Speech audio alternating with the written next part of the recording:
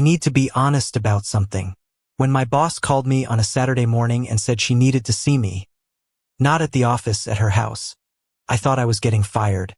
I put on a decent shirt, drove 20 minutes to her address. I stood at her front door telling myself whatever it was I could handle it.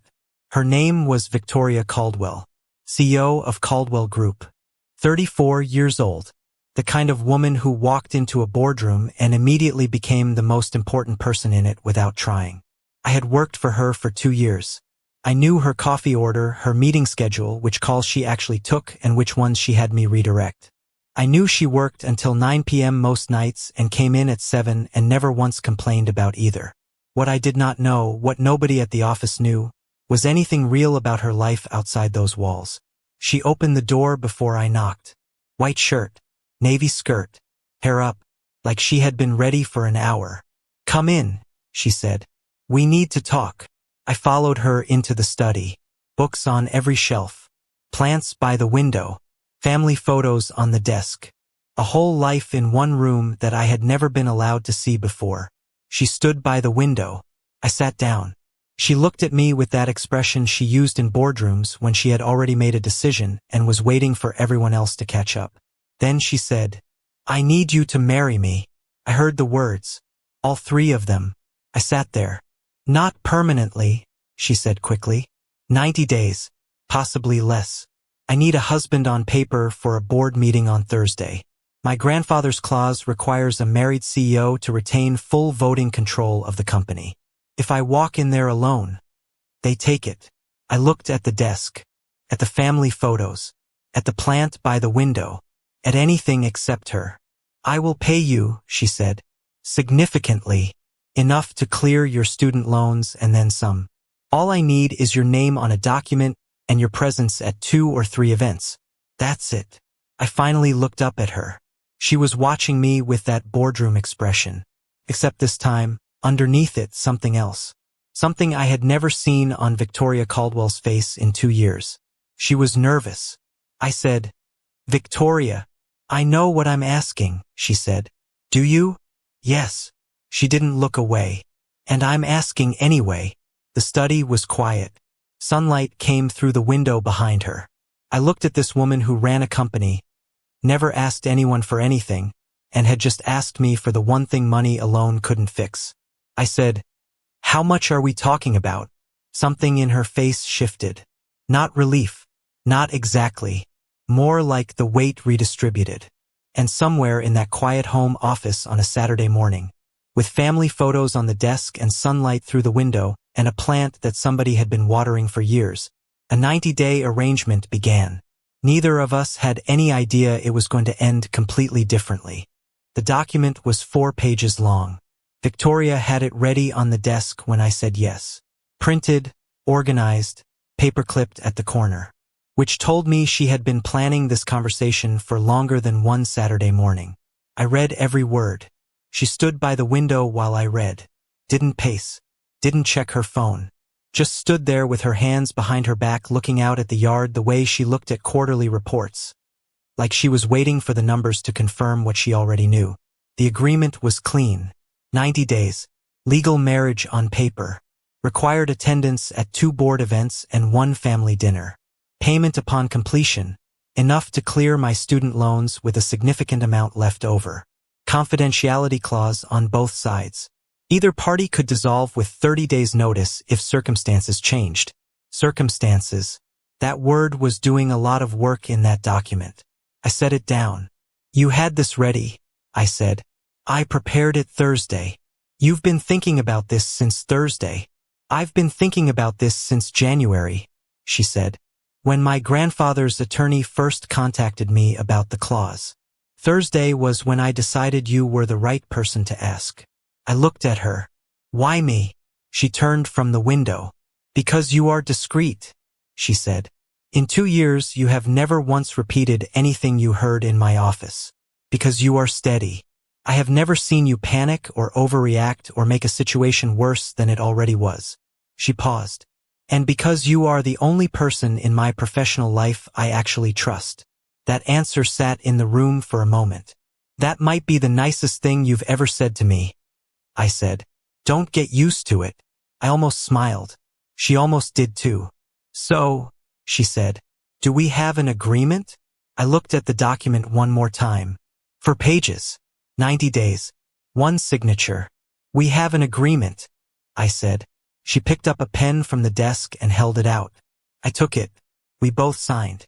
And just like that, on a Saturday morning in a sunlit home office with a plant by the window and family photos on the desk, I became Victoria Caldwell's husband.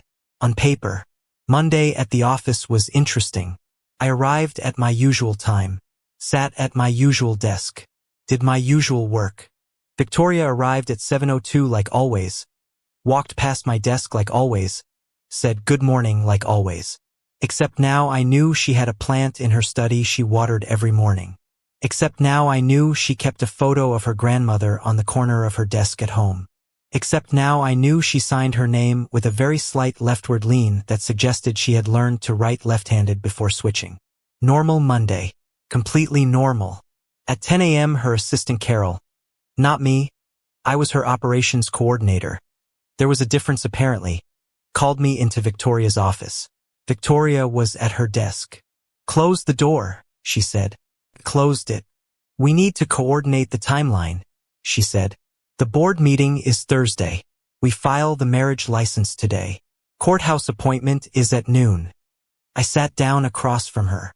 Today, I said. Today. It's Monday. The board meets Thursday. Today is the last viable filing day. She slid a folder across the desk. I've arranged everything. Courthouse on 5th. 15 minutes. Witness is my attorney. I looked at the folder. Victoria. What? Most people have a longer engagement. She looked at me over her glasses with an expression that said she had approximately 0 patience for that sentence. Most people, she said, are not trying to retain voting control of a company their grandfather built from nothing. Fair point. If you're enjoying this story so far, hit that like and subscribe button. New stories every single week, and this one is just getting started. Now back to Monday. The courthouse was on 5th Street. Small room. Fluorescent lights. A judge who had clearly done this approximately 9,000 times and had the energy of a man who had stopped finding it remarkable around the 4,000th. Victoria's attorney stood as witness. We stood side by side. Said what we were told to say. Signed what we were told to sign. The judge said congratulations with the enthusiasm of someone reading a grocery list. Victoria shook her attorney's hand. I stood there holding a marriage certificate with my name on it next to hers. Outside on the courthouse steps, she put on her sunglasses. Thursday at 9, she said. Board meeting. I'll send the brief tonight so you understand the context. Victoria. She stopped. We just got married, I said. She looked at me. On paper, she said. Still. She was quiet for a moment. Then something shifted in her expression. Just slightly. The boardroom face relaxed 1 degree. Do you want lunch? She said. There's a decent place on 4th. It was not romantic. It was a Tuesday afternoon and we were in work clothes and her attorney was still standing 10 feet away checking his phone. But it was something. Yeah, I said. Lunch is good. Thursday came like a wall. I wore my best suit. Victoria met me in the lobby of Caldwell Group headquarters at 8:45. She was in a charcoal blazer and looked like she had been born for boardrooms, which she essentially had been. She looked at my suit. Good, she said. High praise. We rode the elevator to the 14th floor together. She briefed me on the way up. Names, faces, who voted which way last quarter, who her grandfather had trusted and who had been waiting for an opportunity like this one. The board was already seated when we walked in. 11 people around a long table. 10 of them looked at Victoria the way people look at someone they have been underestimating and are now reassessing. One of them, a man named Richard Holt, 60 years old, silver hair, the kind of tan that comes from expensive vacations, not yard work, looked at me. Just me. For a long moment. Then he smiled. The smile of a man who had prepared for this and was not concerned. Victoria introduced me as her husband. The word landed in the room with more weight than I expected. Richard Holt leaned forward. Congratulations, he said. When did this happen? Recently, Victoria said. How recently? Recently enough, she said, perfectly calm. He looked at me again. And you are in what capacity at the company? Operations coordination, I said. So you work for your wife? I work for Caldwell Group, I said. My wife runs it. Something shifted at the table. Not much, but enough. Victoria glanced at me for half a second. Richard Holt sat back. The meeting proceeded. But I saw him watching us for the next 2 hours with the patience of a man who was not done. After the meeting, Victoria's attorney pulled her aside. I watched his face while he talked. Then I watched hers. She came back to where I was standing by the window. Problem, I said. She was quiet for exactly 3 seconds. Richard Holt has hired someone, she said. To do what? She looked at me.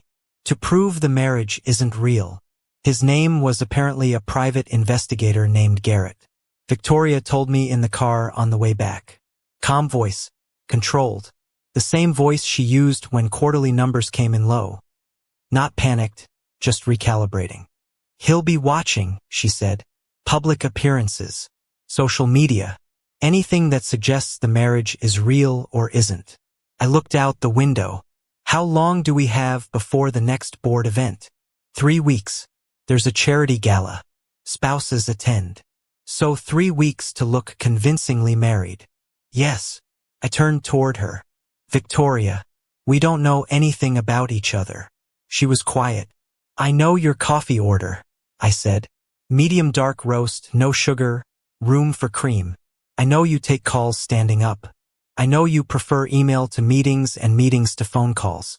I know your assistant's name and your attorney's name and your quarterly targets. I looked at her. I don't know your middle name. She looked at the road ahead. Anne, she said quietly. Victoria and Caldwell. Where did you grow up? Connecticut. Small town outside Hartford. You? Ohio. Columbus. Siblings? 1 brother. Older. You? None. She paused. Only child. My grandfather raised me after my parents passed. I was 9. The car was quiet. That explained the family photos on the desk. That explained a lot of things. I'm sorry, I said. It was a long time ago. Don't make it shorter. She looked out her window. For a moment she wasn't the CEO of anything. Just a woman who had lost her parents at 9 and built her whole life in the space that left. His name was Edward, she said. My grandfather. He started this company with $40,000 and a lease on a building nobody else wanted. He ran it for 30 years. When he passed away 2 years ago, he left it to me because he believed I was the right person. Her voice stayed even. Richard Holt was his business partner for 20 of those years. He thinks seniority is the same as right. Is that why he's fighting you? He thinks I'm too young, too inexperienced. Too. She stopped. Too what? Too alone, she said. He said it once, in a meeting, that a leader needed roots. I needed stability. I needed someone beside them. I understood now why the grandfather clause existed. And I understood why it hurt her that it did. The next 3 weeks were not what I expected. We had agreed to spend time together in public. Coffee on weekends. Dinner twice a week. The kind of visible routine that looked like a real marriage to anyone watching. What I did not expect was how quickly visible routine became actual routine. Saturday morning coffee turned into 2 hours at the place on 4th where she read industry reports and I read whatever I was reading and we argued about things that didn't matter and it felt completely natural. She was sharper than I had given her credit for. Not professionally, I knew that. Personally, she had opinions about things that surprised me. Strong ones. About architecture and bad movies and the way cities were planned and whether the corner bakery was better than the one 2 blocks over. The corner bakery, for the record. She was right. She found out I could cook. Not professionally, just competently. The way you learn when you grow up in a house where you are the second one home and dinner doesn't make itself. She showed up at my apartment on a Wednesday night with a folder of board prep materials and I was halfway through making pasta and she sat at my kitchen counter and worked while I cooked and we ate at my table and talked until 11. She did not mention that it was the first time anyone had cooked for her in 3 years. She mentioned it once. quietly, almost to herself. I did not make a big thing of it, but I remembered it. If the story is pulling you in, drop a comment right now. Tell me, would you have signed that document? I read every single one. 2 weeks in, I was leaving her building after dinner when her phone rang. She answered. I watched her face change. Not the boardroom face. Something underneath it. She hung up. Look at me. Richard Holt called a special board session, she said. Next week. He's bringing evidence that the marriage was arranged. I stood on the sidewalk. What kind of evidence? She was quiet. He has photos, she said, of us at the courthouse. With my attorney. Timestamps. I looked at her. Victoria. I know. We need to be more convincing. She looked at me steadily. I know that too, she said. Neither of us said the obvious thing. That being more convincing meant closing the distance we had both been carefully maintaining. That it meant crossing a line neither of us had discussed. That it meant pretending something that, if either of us was being honest, had stopped being entirely pretend somewhere around the second Saturday coffee. The gala was on a Friday night. Victoria wore a black dress. I saw her at the top of the stairs in her house when I came to pick her up, and for a moment I completely forgot what I was supposed to say. She came down the stairs. You look, I started. Don't, she said, but she was almost smiling. I was going to say professional. You were not. Extremely professional. She picked up her clutch from the table by the door. Holt will be watching everything, she said. How we move.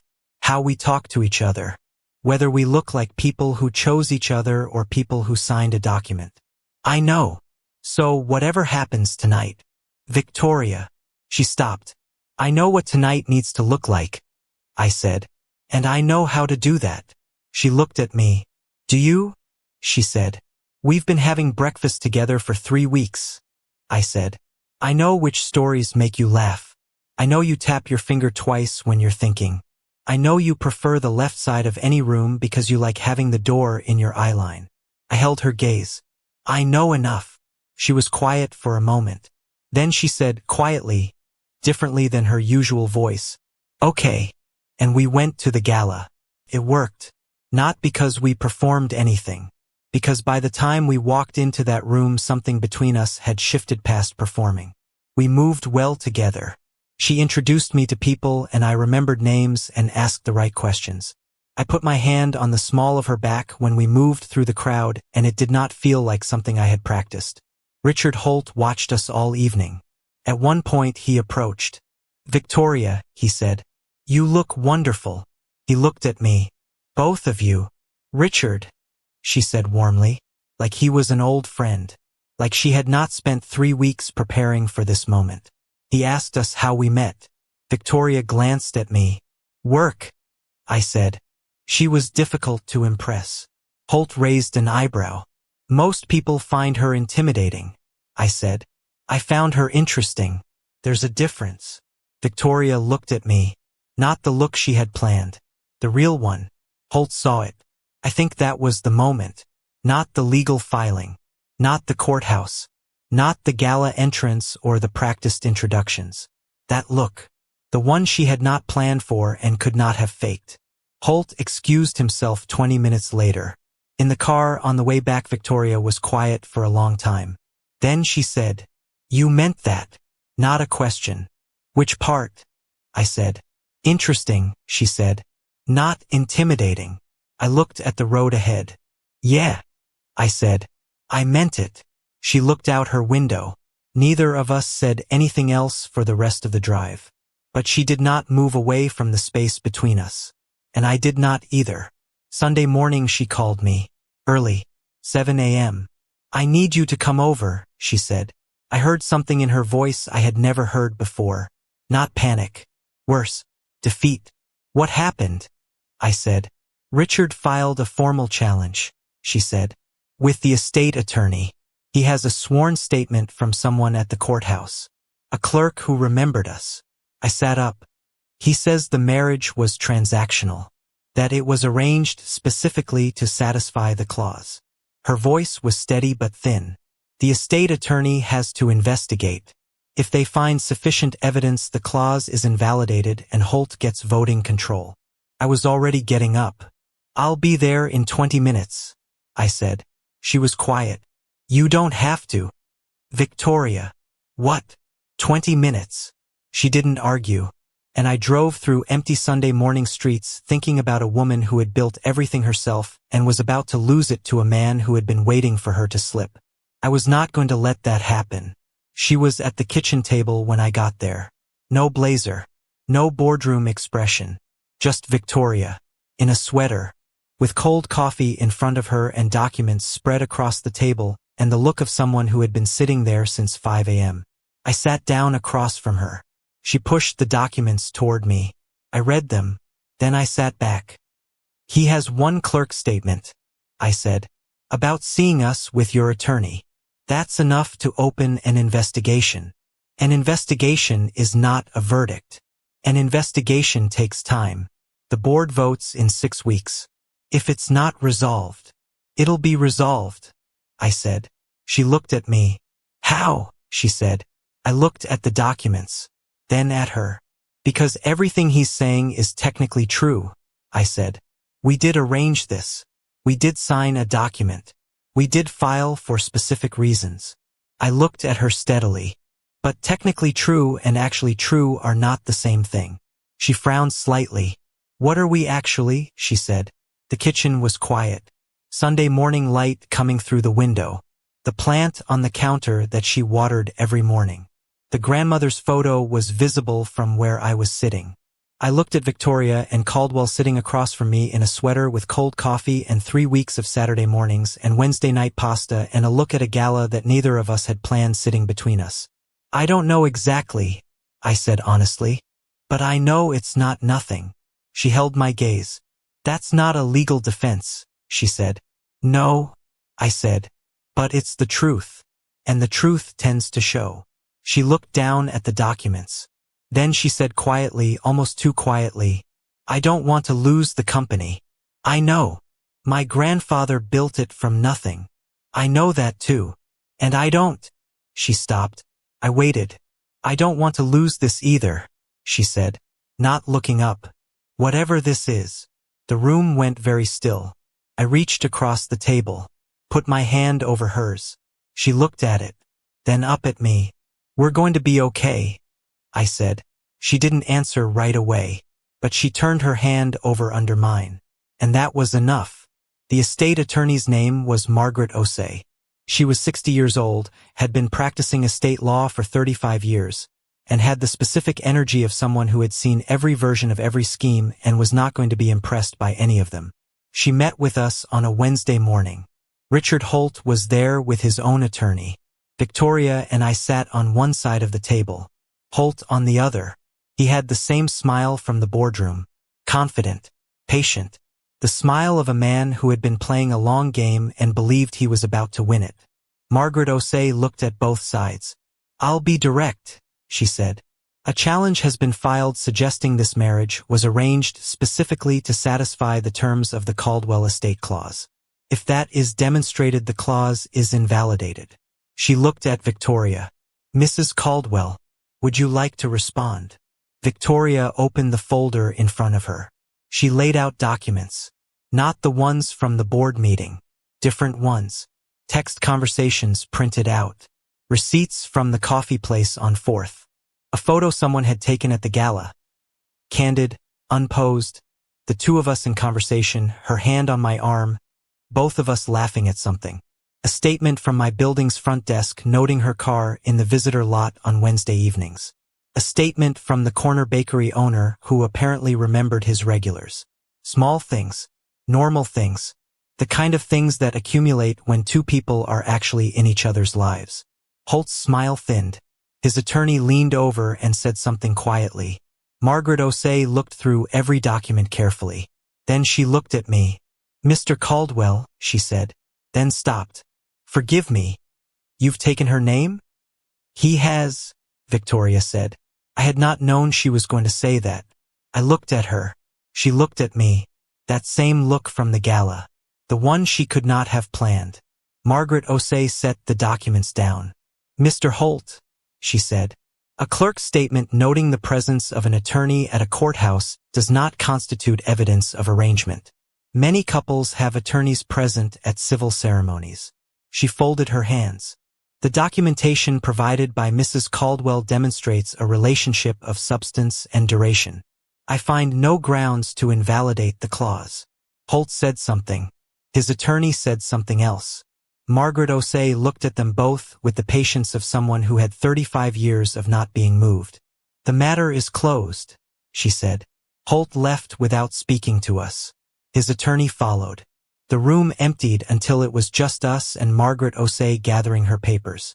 She looked at Victoria, then at me, then at Victoria again. Your grandfather, she said, was a very perceptive man. She left. Victoria and I walked out into the hallway. She was holding the folder against her chest. Neither of us spoke until we got outside. On the steps she stopped. Sunlight. Wednesday morning. The city moving around us like nothing had happened. She looked at the street. It's over, she said. It's over. She nodded slowly.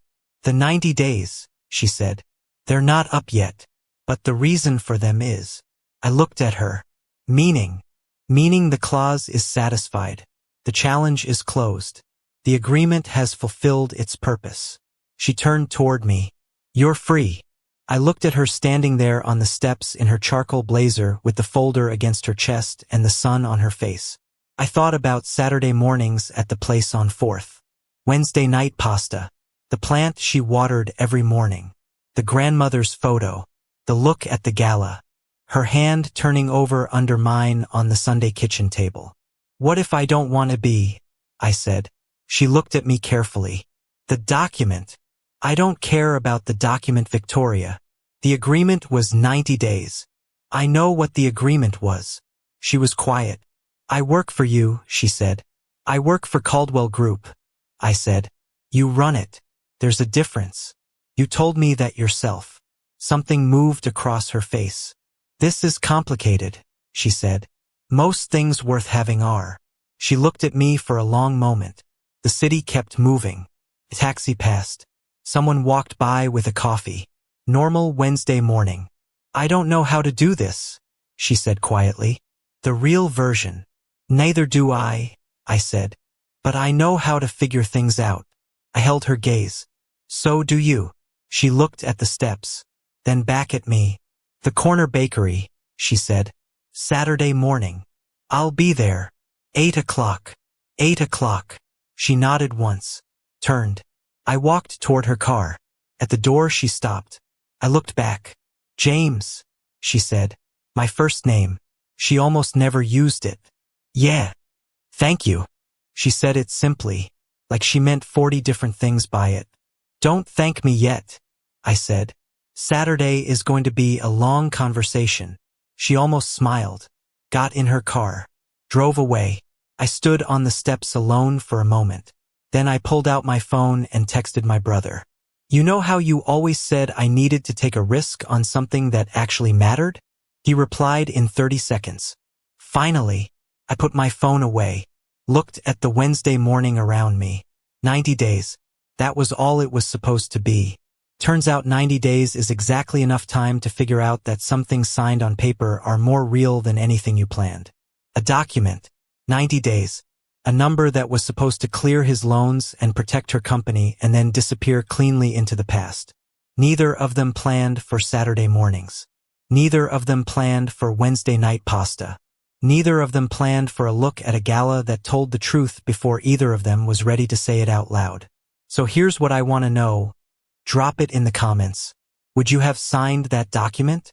And at what point did you know the 90 days were never going to be enough? If the story got you, hit subscribe. New story dropping this week. The porch light is always on.